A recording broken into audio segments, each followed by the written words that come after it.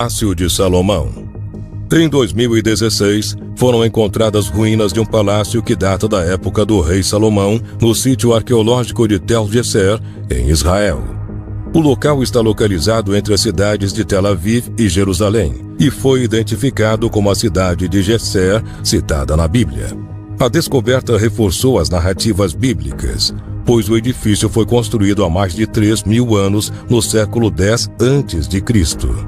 De acordo com os especialistas, não é possível afirmar se Salomão viveu no local, mas acreditam que foi construído para receber alguém de suma importância. Para os arqueólogos, a construção de uma estrutura como aquela, na época, só poderia ser tocada por um rei com grandes recursos, justamente como Salomão. Por fim, os pesquisadores descobriram evidências de que a edificação foi destruída em uma batalha, o que poderia estar ligado à invasão de Shishak, ocorrida em 925 a.C., quando o faraó do Egito lançou uma ofensiva contra Israel e Judá, evento que também é descrito no Antigo Testamento. Barco do Mar da Galileia. Em 1986, arqueólogos amadores estavam explorando a costa do Mar da Galileia.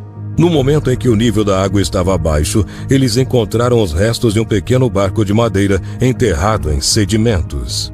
Arqueólogos profissionais fizeram pesquisas e constataram que o barco remonta a cerca de 2.000 anos. Muitos relacionaram o achado como o barco de Jesus, apesar de não haver muitas evidências de que Jesus e seus apóstolos usaram este barco específico.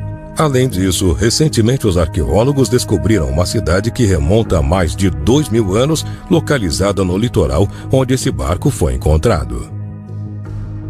Relíquias do Tempo de Davi. Após 5 anos de escavações no Vale de Elá, a 30 quilômetros de Jerusalém, um dos mais renomados arqueólogos bíblicos, o israelense Yosef Garfinkel e sua equipe, encontraram ferramentas e artefatos de ferro e cerâmica em 3 santuários de pedra, que, de acordo com eles, pertenceram ao templo do rei Davi, e mais tarde foram anexados ao primeiro templo de Salomão. As peças são as mais antigas já descobertas referentes aos primeiros monarcas judaicos, descritos pela Bíblia no livro de Reis. Segundo a tradição religiosa, Davi, que teria vivido entre 1040 e 970 a.C., queria construir um local de adoração para guardar as tábuas com os 10 mandamentos ditados por Javé ao profeta Moisés, mas Deus não permitiu, porque ele havia se envolvido em muitas guerras. Mas foi permitido que Salomão edificasse o santuário. Sudário de Turim. No ano de 1898, um advogado italiano chamado Secondo Pia fez uma das descobertas mais importantes para os cristãos. Ele fotografou pela primeira vez este venerável tecido durante uma exposição pública. Secondo teve uma grande surpresa, pois quando revelou o filme, constatou que a figura de Jesus Cristo havia aparecido no negativo, mas era imperceptível a olho nu. A descoberta foi considerada a revelação do fim de século. O primeiro estudo científico a respeito do tecido foi realizado em 1976. Segundo os especialistas, na face havia sinais de contusões. O nariz estava fraturado e a cartilagem descolada do osso. No corpo foram contados 120 sinais de golpes de açoite, produzido por 2 flageladores, dentre outras evidências, o que reforçou ainda mais a teoria. Após esta, diversas outras pesquisas foram realizadas para tentar constatar se esta imagem tratava-se realmente de Jesus Cristo. Mas, apesar das diversas evidências, ainda não foi comprovado a sua autenticidade. Relíquia da Cruz.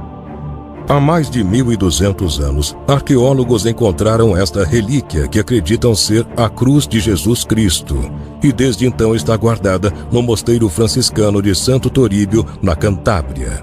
Em 1958, foram realizados alguns testes para comprovar a sua autenticidade e confirmaram que a madeira é de uma árvore que existe na Terra Santa e que tem uma idade superior a 2.000 anos.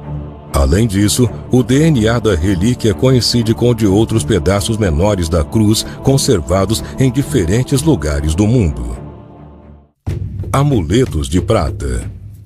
Em 1979, foram encontrados estes 2 mini rolos de prata que, na verdade, eram amuletos.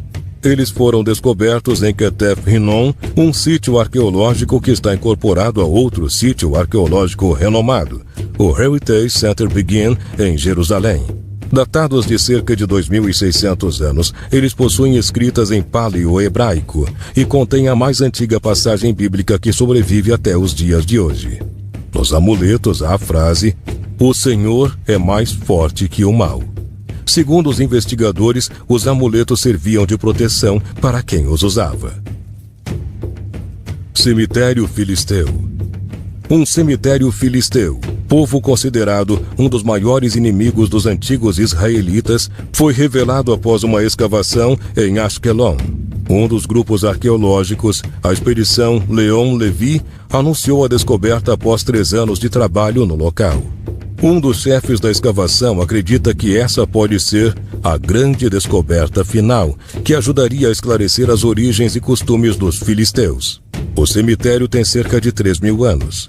No local há mais de 210 corpos inegavelmente ligados aos filisteus mencionados na Bíblia. Segundo os arqueólogos, a análise de DNA dos restos mortais poderá determinar a proximidade de parentesco com outros povos da região e apontar para as verdadeiras origens dos filisteus. Caverna em Caná. Em 2016, arqueólogos encontraram esta caverna em Caná, Israel. No local foram encontradas diversas tigelas, copos e frascos. De acordo com o que está citado no Novo Testamento, o material que lembra um mármore era altamente valorizado por simbolizar a pureza ritual. A proximidade do local com a cidade de Caná sugere que podem ter vindo de lá os jarros de água utilizados durante o casamento em que Jesus esteve com seus discípulos. Segundo alguns céticos, foi neste local que ocorreu o primeiro milagre público com a transformação de água em vinho. O túnel de Ezequias. O túnel de Ezequias, ou túnel de Siloé, é um túnel ou aqueduto que foi escavado na rocha sólida abaixo de Ofel, na cidade de Jerusalém, por volta de 701 a.C., durante o reinado de Ezequias. Este provavelmente foi um alargamento de uma caverna pré-existente e é mencionado na Bíblia. É descrito por peritos como uma das grandes proezas de engenharia da antiguidade. O túnel conduz água da fonte de Gion até a piscina de Siloé. Ele foi projetado para servir como um aqueduto para manter o abastecimento de água na cidade de Jerusalém durante o cerco da cidade pelos assírios. Manuscritos do Mar Morto. Em 1946, um jovem pastor descobriu os manuscritos do Mar Morto, próximo a Qumran, onde hoje fica a Cisjordânia. Na década seguinte, cientistas e beduínos descobriram mais de 900 manuscritos localizados em 11 cavernas. Eles incluem diversas obras da Bíblia hebraica, incluindo Gênesis, Êxodo, Isaías, Reis e Deuteronômio, além de diversos calendários, hinos, salmos e obras apócritas bíblicas e regras comunitárias. Os textos datam de 200 a.C. até cerca de 70 d.C., quando os romanos silenciaram uma revolta em Jerusalém e Qumran foi abandonada. A autoria dos pergaminhos é uma fonte de debate. Uma teoria popular entre os estudiosos aponta para uma seita monástica chamada Essênios, que viviam em Qumran.